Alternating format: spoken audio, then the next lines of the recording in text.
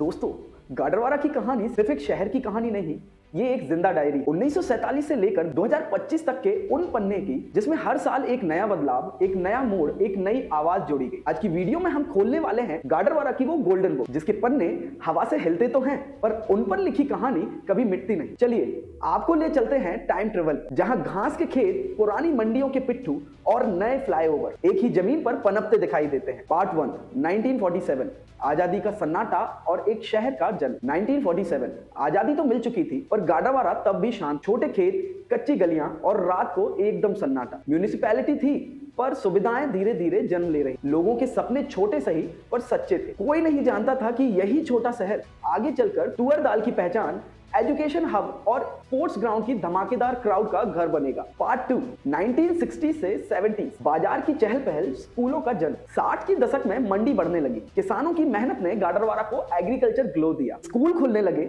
बच्चों के हाथ में किताब और सपने दोनों बढ़ने लगे। सड़क सड़क नहीं रही, रिश्तों का रास्ता थी जहां से शहर आगे बढ़ने लगा। पार्ट 3 1977 का स्टॉर्म, राजनीति का जोरदार मोड़।